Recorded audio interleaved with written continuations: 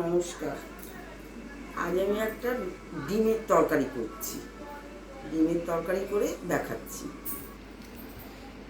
আজকে মা ডিমের কারি করবে, ওই কারণে মা সব আগের থেকে গুছিয়ে নিয়েছে। মা কি কি নিয়েছো বলো।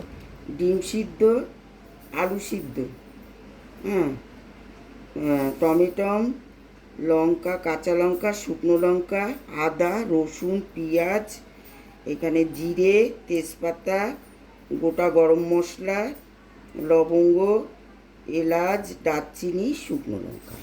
বলো। আমি সব কিছু গুছিয়ে নিয়েছি। এবার চলো আমি রান্নাটা করে দেখাই। আমি তেল দিচ্ছি, এর মধ্যে একটু নুন দিলাম, দুধ দিয়ে দেবো। এবার ডিমগুলি ছেড়ে দিচ্ছি।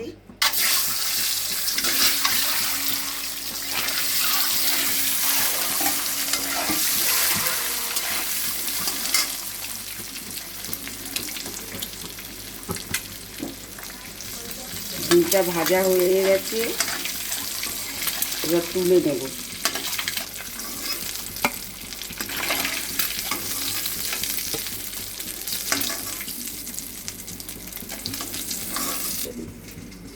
তেল দিয়েই আলুটা একটু ভেজে নেব।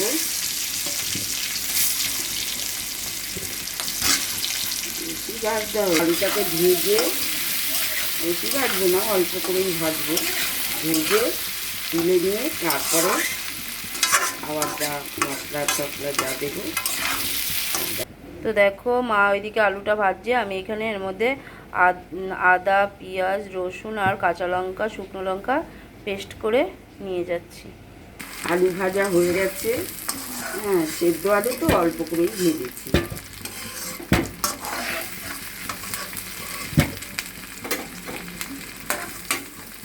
হাতা দিয়ে তোলো ভালো।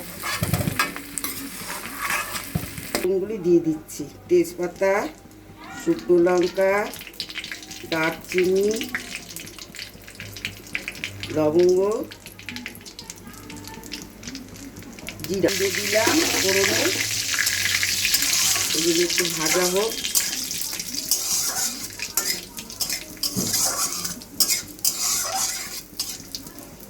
এগুলো একটু ভাজা হোক, পেঁয়াজটা দেবো,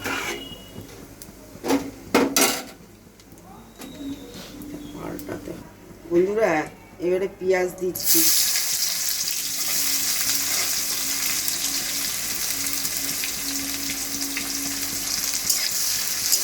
পেঁয়াজটা একটু ভাজা ভাজা হলে পরে তারপরে টমেটোগুলি দেবো। পেঁয়াজটা ভাজা হয়ে গেছে, এবার টমেটো দিয়ে দিলাম।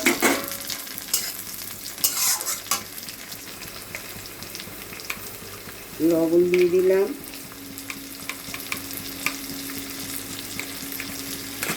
দিয়ে দিলাম আদা, লঙ্কা, তারপরে রসুন, পেঁয়াজ, আদা, রসুন পেস্টটা দিয়ে দিলাম। কাশ্মীরি লঙ্কার গুঁড়ো দেবো। মশলাটাকে ভালো করে কষিয়ে নিয়ে মশলা দিয়ে তেল ছাড়া উঠি।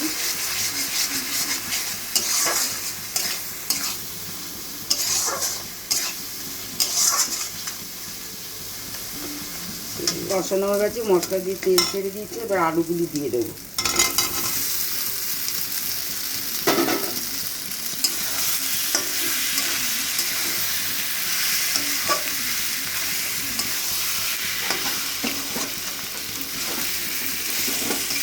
হালকা করে ভেজে নিয়ে এবার একটু জল দিয়ে দেবো, আর জল দেবো।